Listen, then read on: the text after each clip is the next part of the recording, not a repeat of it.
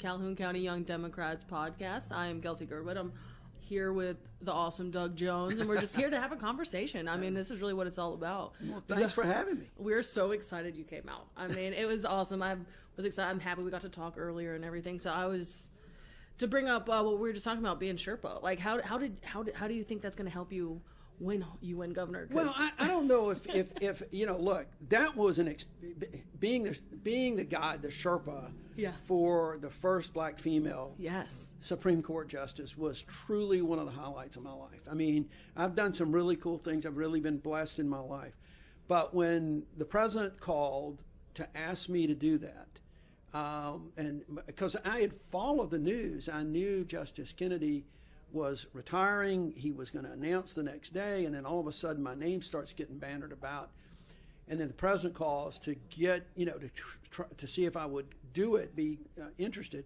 And of course, I mean, what would you say? I had to take a couple leave of absence from the law firm and some things, but it was amazing to, one, be part of the process. Yeah. Number two, get to know her and her family. She is so amazing.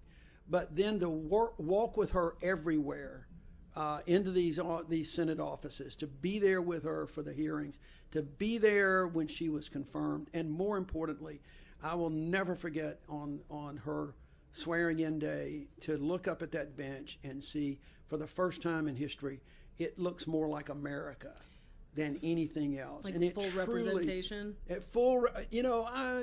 not completely full, okay, but at least there is representation. Yeah. It was just a remarkable time. And I think that experience, it just solidified for me being, because Joe Biden and I had been friends, and he had promised to name a black female to the Supreme Court as his first pick. He had actually put her on the Court of Appeals, and we had narrowed it down to 3. And I was in Birmingham, had to come back for something, flew back up there for the introduction of her. Mm-hmm. And the moment she started talking, I said, man, did we hit a home run with this? Her voice on the Supreme Court of the United States is rocking. I mean, she is going to be one of the most influential voices that court has ever had. So it was great.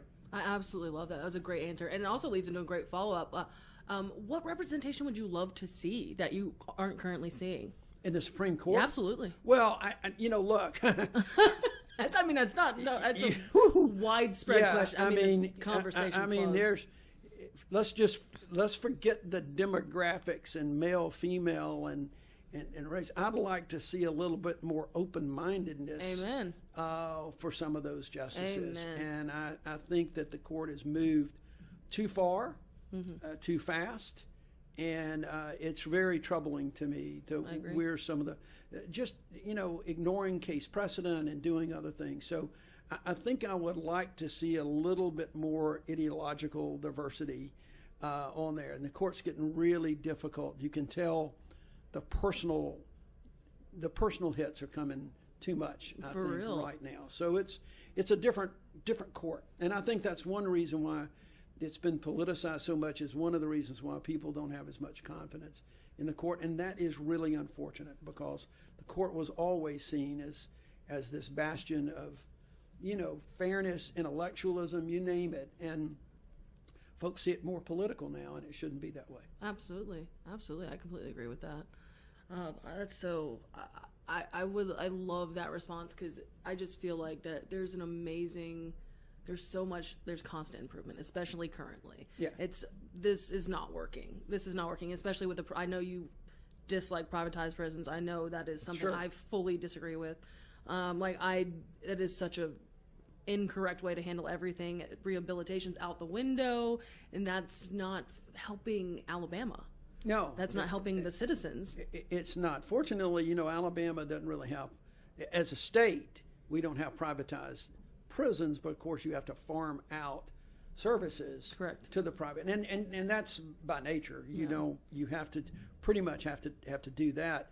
But there's so many other things with the prison system that I think needs to happen. I think there needs to be some more independent reviews of what's going on. I think we need to do some audits of how money is being spent for the building these new prisons. Amen. And I think that the movie, the documentary, Alabama Solution, did the best thing that could happen, not just for the prison system, but for both criminal justice and to some extent Alabama in general needs more transparency. Yes. They need more ability for everyday Alabamans to see what's going on, how the sausage is made in the legislature, yes. how the prisons operate, you name it. Yes. I think more openness and transparency right now is important, and that's, you don't get that. No. Just candidly, you don't get it right now, and in part because we have a political party dominated state. Correct. And we had another one earlier with the Democrats. Yes. They didn't do much better when it comes to transparency. I agree. Everybody wants, that power, base thrives on not letting people know what's going on. Exactly. And we need to change that. I agree. Need to change that. And when Democrats, if Democrats ever get back in positions of control, they need to remember that and keep this transparency open. I agree. I feel like for too long we've been shooting like shots across the aisle, realizing there should be no aisle. It's people. We're people. Well, that's right. And we all essentially want the same thing. Yeah. Whether it's good jobs, whether it's good education for our kids, good health care and access to health care. All of those things, it doesn't matter who you are, where you live, everybody generally would like to see government do the same thing. The question is how you get there. Exactly. But if folks can just put their tribes aside and say, okay, how do we get better education in Alabama? How do we get better jobs and raise the wages in Alabama? How can we do that and still attract business, keep all of this affordable? You can get the goal, and if you can get that goal, you can start finding how you can find common ground to get there. And once you start finding common ground, you can find more common ground on different issues. It just breeds itself. Yeah. But the opposite is also true. My rule of politics right now, which I hate, by the way, I hate this, but it is Newton's third law of motion. For every action, there is an equal and opposite reaction. Yes. And that's a damn shame. It is. Because, that's the way this world is operating politically now. It doesn't matter if it's coming from the right or the left. You hit something, and the other side immediately thinks they got to do the same. Just like damage. And it's like you can't fight fire with fire, then everything explodes. That's right. I've been saying that so much often. It's been crazy. So I'm glad we agree on that. And as someone that is with the film business lately with my job outside of here, I think that film did a wonderful job. I wish we could get it. I wish more people were able to see it. I agree with that. And I know that the producers, or friends of mine, have been trying to get that film out more. They've been letting churches do it. They've been letting just any civic organizations do that. HBO has been really good about allowing it out. And I would encourage everybody, if you haven't seen it, try to find a showing somehow, some way. Borrow someone's HBO code. Absolutely. Watch it. It's the Alabama Solution. It is even for someone like me who has spent most of my career kind of in and out of working in criminal justice areas. I was even shocked. I've been in prisons, state prisons. I've been in federal prison, and I was even shocked at what that movie. It sheds light on. It shed light on it, and it did it in a way that I don't think people fully appreciate the risk that was taken by those inmates who had contraband cell phones. Amen. Doing videos and risking more of their freedom, which was already stripped from them. And in one of those guys' cases, actually risked his life. Yes. And I think his life was taken. It was. And that's a shame too. So I mean, everyone should see that. I agree. I don't think if it's worth risking your life for, it's worth knowing about it. Yeah, and I think that's huge. It's a big deal to try to make sure that we don't let this moment pass, and we take the chances and the opportunity to make changes, because that did not reflect, despite what the Attorney General of Alabama, said that movie did not reflect Alabama values, at least not the values I grew up with in my Sunday school and church, and most Alabamans. That did not reflect the values of Alabama. Yeah. You can be tough on crime, you can punish people when they commit crimes, but you can also be humane about it and know and understand that by and large, folks who go to an Alabama prison are going to one day get out of that prison. So they will have things to and say. They need to have reentry programs. They need to be able to be human beings while in that facility, learn, be real to the extent you can rehabilitate, do the things necessary so that when folks get out,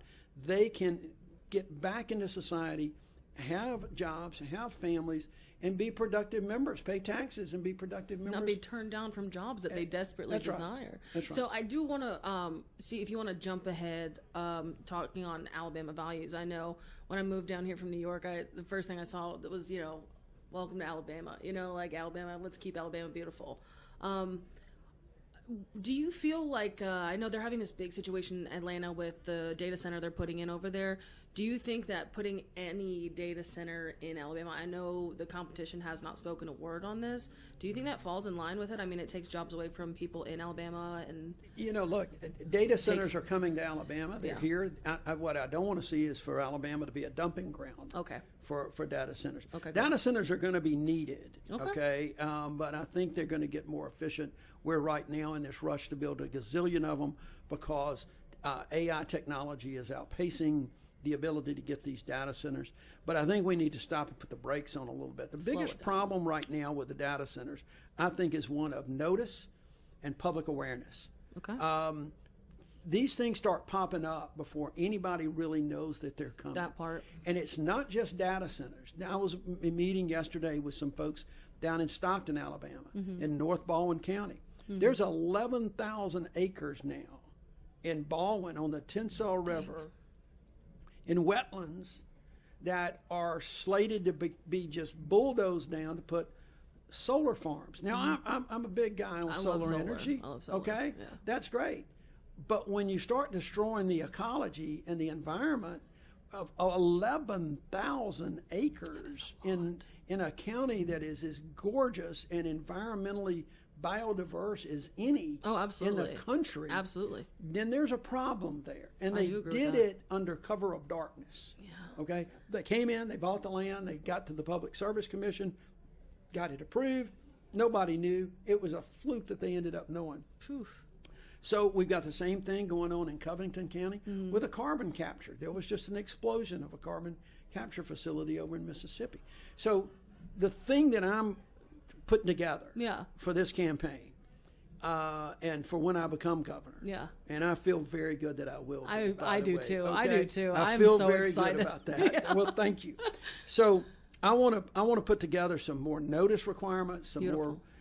I don't want, you cannot completely stop these. You don't want to completely stop these. You don't want to slow human progress. No. But this also loops back into the transparency you're talking about earlier. You've got environmental concerns. You've got power concerns. The TVA, big TVA concerns. Absolutely. The power consumption, the power cost. We pay enough already. Yes. And these things like the data centers, they don't, they produce some construction jobs, but those jobs go away. Correct. And, that takes 9 or 10 people to run a data center. And usually they're brought in because they already know how to run them. Absolutely. Yep. I mean, so these things are not going to be job creators. They are going to be necessary. But what I worry about, we are so clandestine when it comes to this kind of stuff. Yeah. We consciously, to try to promote business, we consciously set the bar so low that we could end up seeing data centers and carbon capture and solar farms all over the place before the people ever realize it. And folks that live in these areas need at least notice and the opportunity to be heard. Absolutely. And that is, I think, really critical. And they don't get that right now. They don't, because of what you said prior, that transparency. That is severely lacking. Look, those folks, the folks that are in power, don't want to give the people that right. they'd rather say, oh gosh, I didn't know about it either. Baloney. Absolutely. I guarantee you they all know where these They're things all making are money going. from it. Absolutely. I mean, somehow, that's just, some way. Exactly. It all loops back around to the great machine. Yep. And that's what I love about you doing this whole grassroots campaign and coming into something like this. This is like our little podcast. Like, this is so neat and like it's so refreshing. Well, we've been trying in this campaign to do a lot of different things. And this is going to be a different campaign. The first thing that I hope folks will appreciate is that I spent the first 2 months of this campaign recruiting. Yes. Okay. I actually saw a lot of those ads, which I loved, by the way. Yeah. Well, thank you. I those. They were so candid. I just spent on the phone. We didn't spend the phone on call time raising money. We didn't do one big kickoff event. But to me, it was so important that we recruit some top tier candidates. And I will tell you, with no knock on anybody else that was in the race, nobody else was building anything. Everybody was running their, for them. It was all about them and their races, but no one was building something for the future that included a lieutenant governor candidate, that included an AG candidate, a secretary of state candidate, a treasurer candidate, an auditor candidate, and the commissioner of agriculture and industries. Do you realize, and I know we're here with the Calhoun County Young Democrats, and outside here we're going to have a little meeting and meet and greet in a minute. This is the first time. When did you come in from New York? Oh, from New York. I've been down here almost a decade. Okay. Which is interesting because I've seen a big shift. 2 decades ago. Yeah. 2006 was the last time that Democrats fielded a candidate in every constitutional office. Think about it. All of those that I just rattled off, we've had holes in the ticket. This is going to be the first time our I have state. Noticed that voting here. It's horrible. It's crazy. I was like, what? I was writing in like Mickey Mouse. Like, I literally anybody. Someone run. State. This is the first time in 20 years, and that's because I spent so much time. Yeah. And people could feel some excitement. I will say that when I announced this in late November and December, people got really excited. I know we were. And they're thinking, we've got some opportunities. Hope. It's hope. We all feel so hopeless. That's exactly right. We all, especially youth. And now with 7 people recruiting, we can run a coordinated campaign with messaging that gets out there. And I'm just so proud of the fact that these folks stepped up to join me, knowing it's an uphill battle. Absolutely. Knowing there are fights worth fighting for. It's for the greater good. And it's for the greater good, and we are going to build something that's going to outlast this Absolutely. campaign. No question because about it. the campaign is going to, like you said, it jumps to the future. You're building something that others aren't. Hey, that's exactly right. You live in Alabama. Let's be honest here. You live here, okay? Yes, I do. So it actually matters to you. That's exactly right. So that's the biggest thing. When I'm like, okay, who cares? You live here. This affects you. It actively affects you. So you see that, and you wanting to touch grass proverbially and sit with the people. But like you're part of Alabama. I got in this a little bit late because I was hoping that. Look, I've had a really, I think, a blessed career. That's the only way I can say that. I would agree. Between U.S. Attorney and the Senate and things that I've done, even in civil rights private practice. Yeah. And I had thought, okay, I'm just going to do my law practice and work, and Louise and I can travel and do some things, and I can help. I can help do some things. Philanthropy. But I saw people running for governor and a couple of other offices, but nobody was building. Nobody was building, and that's the thing I prided myself on. Was that foundation? To try to build something for others. And Beautiful. We are going to, in this campaign, we're doing things. We're bringing young people in to the campaign. Mm-hmm. They're the ones that are going to be working to kind of build the campaign and the momentum, which is also going to translate it. They're going to be the ones to build what we call the bench. Mm-hmm. The people that we're going to look to in 2, 4, 6, 8, 10 years and beyond. But just having that sensibility is like light years beyond most of the competition, or any competition, and most politicians, honestly. Well, look, I'm old enough to have run the gamut in Alabama. Okay? I would say you're wise enough to have learned the gamut. I'll buy that. But I've seen Alabama as a one-party Democratic state, and it just didn't work. I mean, it was really people say, oh gosh, what happened? You know, Democrats used to control Alabama. They used to win. Well, let me tell you, Democrats never did. Not as a party. Here's the deal. We weren't really a cohesive party. Mm-hmm. We had people that were standing up for civil rights. At the same time, we had people standing in the schoolhouse door. Yes. Well, that's not a party. No. That tent's not that big for folks like that. And so as that started to change, and the party was only a way to put your name on the ballot. Correct. All the party fights was essentially the election. Well, that flipped in a very short period of time to where that's now happening on the Republican side. Mm-hmm. They're having all their fights thinking that whoever wins is going to win the election. It's like the WWE belt of the... That's right. But guess what? They hadn't faced us. Yes. They hadn't faced this kind of campaign in a long time, and they're not going to know how to do it. I think it's the passion. It's become more of a business on their end, and you're fighting with passion. Well, that's right. I'm not sure. I want to disagree with you a little bit. Okay. I don't think it's business on their end. Okay. If it was business, I think they would have a little bit of that. I think it's just pandering and power. I think they can be non-mutually exclusive. Yeah, I think what I'm seeing is pandering. We are so damn gerrymandered that people are pandering to the extremes, and that's the base, and they're pandering to that extremes, and all of a sudden they're going to have competition now that's not going to let them move back, because that's who they really are. Valid. And I don't think that's where Alabama is. I agree. I think Alabama's a lot more, especially moving from New York City, growing up in New York City in Midtown. Like, moving here, I was like, this is not this crazy backwards place that I thought it was. No. It's beautiful. The cultures are beautiful down here. Absolutely. Being between Atlanta and Birmingham, like, that's beautiful. It's so awesome. And to see that diversity is amazing. And I hope to see that you're going to continue to fight for the civil rights of everyone that is just not doing well. And that's something you've always done. You know, look, it's part of my DNA. Yeah. I tell folks, and I started this, I used this on the opening kickoff, that, you know, I'm a vision. Now, we're always asked, candidates are always asked, what's your vision? Mm-hmm. And the vision for Alabama is based on, and we were talking outside about film, but we're also talking about a little bit of music, a little bit of bourbon too. But we're talking about some later. And there's a group called the Highwomen, incredible, just incredibly talented women that got together and they've done an album, and the one song on that is called "Crowded Table." Okay. And that is the vision. That is the anthem for the vision that we have for Alabama, because I think it's really the anthem that everybody has and the vision that everybody has. I want a house with a crowded table where there's a place by the fire for everyone. Let's take on the world while we're young and able, gather back together when the day is done. That's beautiful. The door's always open. Your picture's on my wall. We're all a little broken, but here we all belong.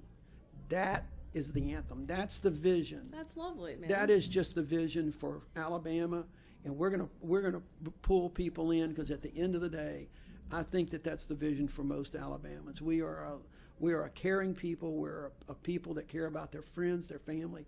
It really is a love thy neighbor state. Absolutely, you know? No question. Like, I live in a wonderful neighborhood, and I'm just like, wow, I wish people saw more of this, and that's what I love seeing on your campaign. Yep. It's just, this is it. We're going to make it happen. I'm so excited. I'm glad to be a part of it. I appreciate you just taking the trip over here, especially with the rain coming. Yeah. I was looking at the weather. I was like, oh, Doug. That's okay.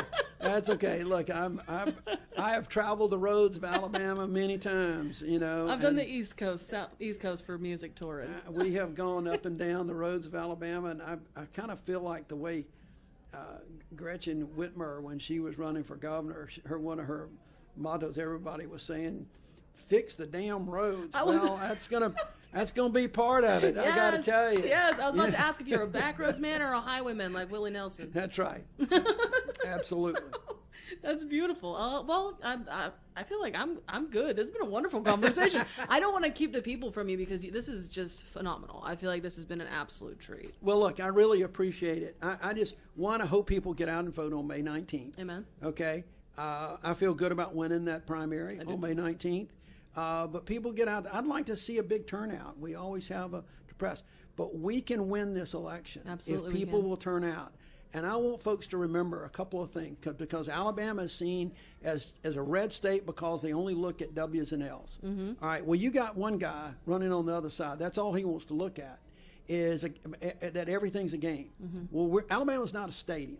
We're not playing for winners and losers. We're playing for everybody to be winners, because it's not your health care is not a game. It's not. Your education's not a game. Social Security's not a game.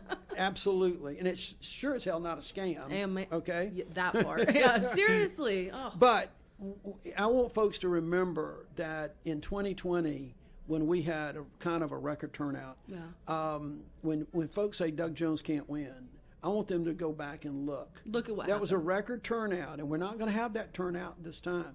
But if I can get my votes out, I got 920,000 votes. That was more votes than any Democrat in history's ever gotten. It is enough votes to win any governor's race in history. And it wasn't just the Democratic base. It was people crossing over. It was independents that came over. I even had 70,000 votes that people voted for Donald Trump and voted for Doug Jones. That's good. That's good to see them learning.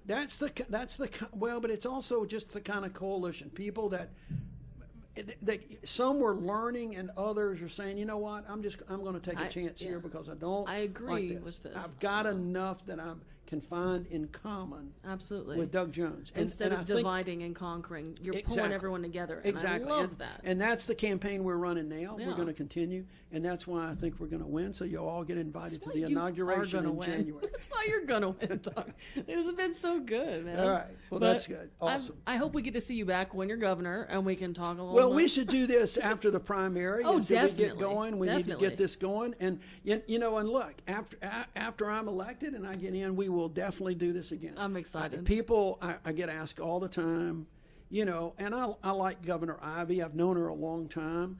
But I'm going to be a different governor. Good. I'm going to be out there. I'm going to be doing things like this. Not having people just come to me in Montgomery. I'm going to be coming up here, and I'm going to be sitting down like this, and I'm going to be doing that around the state with people, because it's those listening tours, it's the things like this that helps get the message out. So thank you all for doing this. This is great. Thank you for going out there and showing people that you're human. Well, instead of just a figurehead, because so often that's what it becomes, truly. No, so it's nice to see you out there moving and grooving. Look, people get elected to office and they take it too dang seriously, and they forget that they're human. Well, that's right, and they forget that job was not made for them. Yes. And that they're not the boss, that the people are the boss, and they're supposed to be public servants, not masters. Yes. Yes. Thank you. Saying the quiet part. I love it. But again, so thank you. Thank you so much. I appreciate it. This has been great. I love this conversation. I look forward to our next one. All right. Sounds good. Thank you so much. All right. My pleasure.